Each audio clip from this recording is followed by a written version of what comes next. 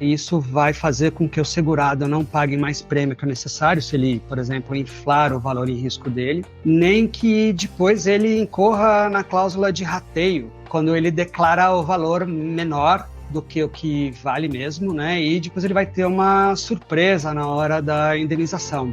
Você está ouvindo o Pode Mais Seguros, uma série de podcasts da WTW, onde nós discutimos temas sobre seguros corporativos, gestão de riscos e outras novidades e tendências do mercado.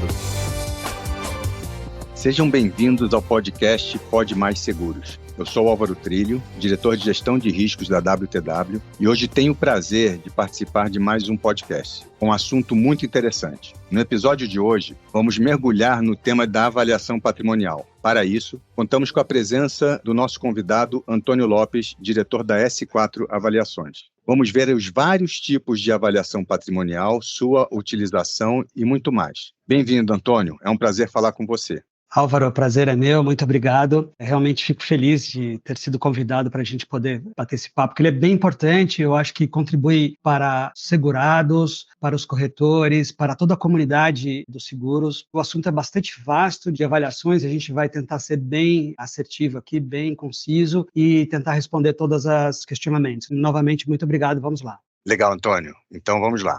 Existem diversos tipos de avaliação patrimonial. Quais são eles? Olha, Álvaro, são várias as demandas, né, em diversas fontes. Se a gente pensar assim, hoje, depois de grandes escândalos que aconteceram aí nos balanços de empresas americanas, anos atrás, que eles mudaram as regras de apresentação dos resultados financeiros e obrigaram a fazer, digamos assim, a avaliação patrimonial pelo seu real valor. Então, uma delas é essa. No Brasil, se transformou numa lei, que é a Lei 11.638. Ela é o IFRS, que é o International Financial Results System, adotado por mais de 120 países hoje. Então, as empresas de capital aberto e com resultados acima de 200 milhões de reais, elas são obrigadas a fazer a avaliação patrimonial dos seus ativos, né? Ou seja, você não pode inflar mais o seu balanço real e nem pode lançar mais custos de depreciação do que o real, então aí se presta a avaliação. A avaliação também entra, por exemplo, em questões muito dinâmico, o mercado de M&A, as fusões e aquisições, e as empresas precisam saber qual o patrimônio da outra, quanto que ela vale, quanto que eu vou colocar de proposta na mesa, ou se eu estou vendendo, quanto que eu vou aceitar, então elas precisam saber de valores, e aí entra as avaliações patrimoniais e operações de compra e venda de ativos ou às vezes uma cisão, por exemplo, de uma operação. E falando do nosso assunto de hoje, a questão dos seguros, ela é absolutamente necessária, a avaliação, para uma definição bastante assertiva do valor e risco. Isso vai fazer com que o segurado não pague mais prêmio que o necessário, se ele, por exemplo, inflar o valor em risco dele, nem que depois ele incorra na cláusula de rateio, quando ele declara o valor menor do que o que vale mesmo, né? E depois ele vai ter uma surpresa na hora da indenização. Então, essa avaliação hoje para definição do valor em risco em seguros, ela é absolutamente necessária. Todos os segurados deveriam fazer isso, todos os corretores deveriam exigir isso, né? Mas é bem importante isso que a gente está hoje bastante dedicado no mercado a divulgar. Complementando com a sua resposta, Antônio, eu queria seguir com uma pergunta aqui. Por que as empresas devem realizar avaliação patrimonial para seguros? Olha, primeiro, eles vão dormir em paz, sabendo que o seguro está bem feito. Em havendo um sinistro, eles vão ser indenizados de maneira rápida e integralmente por aquilo que eles pagaram. Então, falamos aí agora há pouco sobre rateio, né? Isso realmente é um problema, né? Às vezes ele pode ser até um problema maior para um risco menor, né? Às vezes uma empresa de pequeno porte ela pode fechar caso ela não receba a indenização num caso de sinistro. Então, a gente pode estender essa importância para a continuidade de negócio, aí o jargão do mercado, business continuity. Então, assim, é muito importante. Às vezes você tem associado a isso unidades espalhadas e você tem um sinistro em uma delas, mesmo sendo uma empresa de grande porte, mas ela fornece para as outras e acaba tendo uma interrupção importante e quanto mais demorar o sinistro, mais vai demorar para ela voltar à operação. Então, é assim, absolutamente importante. Eu não sei, Álvaro, se você quer comentar um pouquinho sobre o rateio. Exatamente, Antônio. É muito bem colocado, né, que você nos trouxe agora. E para aqueles que não estão familiarizados com o mundo dos seguros, o que é a cláusula de rateio, né? Então, imagine que você segurou um ativo por R$1 milhão e teve um sinistro de R$200 mil.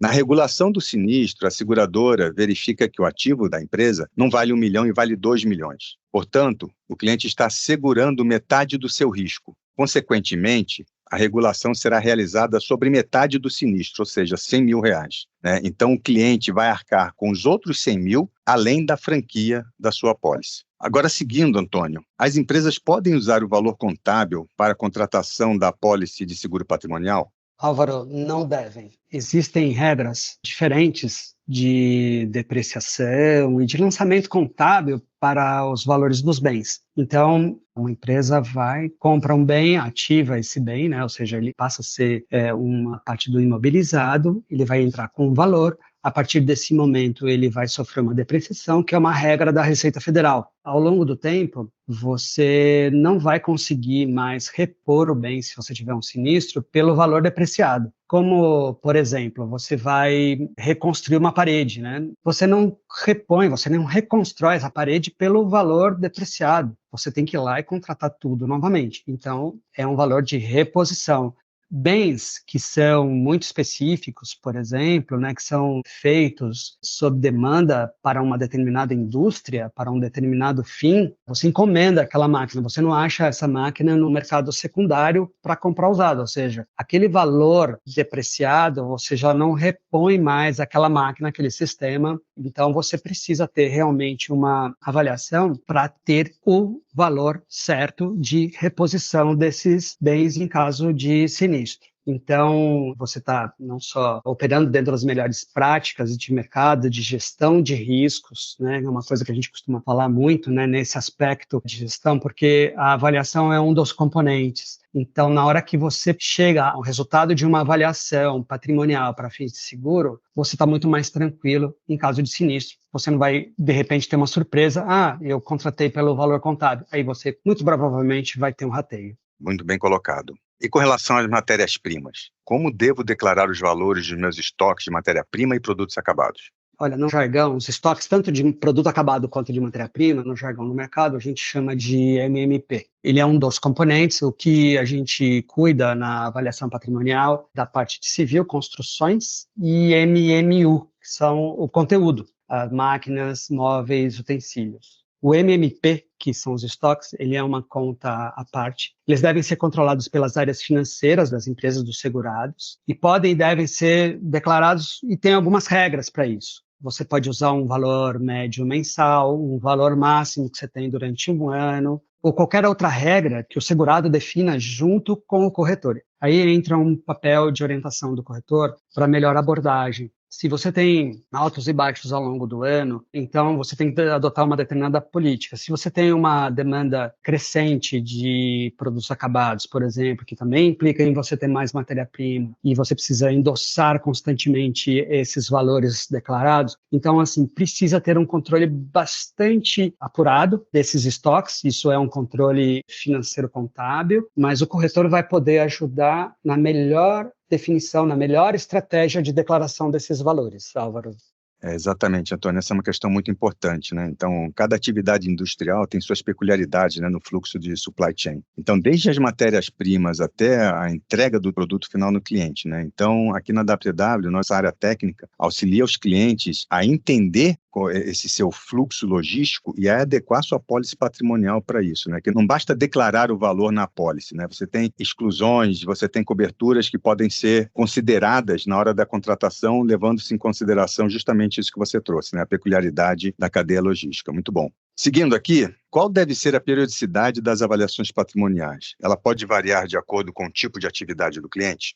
Quando a gente fala de periodicidade da avaliação patrimonial, vai depender muito da atividade. A gente tem segurados com diferentes perfis, por exemplo, né? Uns menos e outros mais tecnológicos, para citar alguma coisa ou um tipo de risco que varia menos no tempo, por exemplo, uma hidrelétrica, né? Então, uma hidrelétrica ela não vai mudar tanto de um ano para outro, não vai ter grandes mudanças nas turbinas, geradores, em todos os sistemas elétricos, todas as construções dela, não. É muito mais estável. Agora, uma indústria farmacêutica ou uma indústria que tem a ver com tecnologia, né, por exemplo, de TI, isso é muito dinâmico e mudam sistemas de ano a ano, sistemas ficam obsoletos e você precisa realmente substituir. Então, a resposta seria depende. Agora, há no mercado a ideia de que seria suficiente que você fizesse uma vistoria, uma avaliação com vistoria física dos seus bens em um ano. No ano seguinte, você atualiza esse valor e no próximo ano também. Então, seriam 2 anos a mais de atualizações com uma avaliação feita por índices econômicos, onde o segurado informa o que teve de baixas e aquisições nos seus ativos, e ele recebe um relatório, um PDF, né, um documento onde ele vai ter o valor atualizado, ele vai poder declarar esse valor em risco atual por mais 2 anos. Aí, no 4º ano, ele faz uma nova vistoria para entender o que mudou até de layout, o que mudou de equipamentos, o que viu de atualização, e aí segue esse ciclo de 1 mais 2 anos de atualização. Isso seria o que é mais recorrente e mais seguro. Alguns outros segurados, às vezes, buscam uma ideia de não, vamos atualizar por mais tempo. É um risco muito grande, porque há um descolamento entre o valor real dos seus ativos, né, e os próprios índices econômicos que ajustam o valor dos seus ativos. Então, é algo que nós consideramos arriscado e não recomendado. Então, seria 1 mais 2 anos mesmo, Álvaro. Ok, Antônio. Mas para uma empresa contratar, é complicado? Como funciona para ter um laudo? Então, assim, realmente não é complicado a contratação dos serviços. O que se precisa saber de antemão é o que tem de ativos, ou seja, construções e máquinas e equipamentos. Quanto mais essa empresa tiver domínio sobre os seus ativos, mais fácil é todo o processo de execução do trabalho também. Quanto mais ela for, por exemplo, né, intensiva em termos de ativos, ou asset intensive, como a gente usa aí no jargão do mercado, ela é mais importante ainda essa avaliação e vai levar mais tempo também. Então, você imagina alguns segmentos, algumas indústrias, pode se levar mais tempo e outras menos. Então, o trabalho de avaliação nada mais é do que uma consultoria. Nós vamos a campo, mandamos nossos engenheiros, eles vão fazer uma vistoria física nos bens, em todos os seus bens, tanto que eu comentei, civil quanto máquinas e equipamentos. Vai se levar o do tempo relacionado ao tamanho daquela indústria. E depois desse período investido na vistoria dos ativos em campo, se volta ao escritório, ao trabalho de back-office, onde se vai fazer os laudos propriamente dito, as avaliações, onde são consultados os fornecedores, essa base de dados nossa, e se compõem os laudos. O trabalho, então, é todo transcorrido com uma parceria muito grande com o segurado. Ele vai participando com a gente desde o fornecimento lá inicial que eu comentei, de todas as informações que precisamos das áreas construídas e dos equipamentos, depois ao longo das vistorias, mostrando todos os equipamentos, depois tirando todas as dúvidas sobre a capacidade dos equipamentos, ano, modelo, todos os detalhes intrínsecos dos seus ativos. E então, um trabalho que é feito a 4 mãos com o segurado. É muito importante a participação dele. Ninguém melhor que o próprio segurado conhece seus ativos. A gente vai ajudar na organização desses valores, desses itens todos. E, em geral, a gente poderia falar, Álvaro, para tentar ser um pouco mais objetivo, de um ciclo de 3 meses para uma empresa de médio porte, entre o tempo do início das vistorias até a entrega efetiva dos laudos. Acredito que 3 meses a gente consiga cumprir isso. Então, é onde se entra no detalhe, sabe? Então, uma empresa com, às vezes, 10 mil ativos, você imagina que são 10 mil itens que vão ser avaliados. Então, é um trabalho bem exaustivo, bem longo, bastante detalhado, mas que dá aquele conforto inicial que se sabe o valor que está em risco. Bem, ficou muito clara a importância da avaliação patrimonial para seguros. Gostaria de destacar ainda que a avaliação é importantíssima quando estamos realizando nossas inspeções de riscos nas dependências dos clientes. Sem a avaliação atualizada, os cenários de perdas podem não estar aderentes à realidade do risco. E, com isso, a apólice de seguro patrimonial poderá ter falhas que prejudicarão a regulação de sinistros futuros.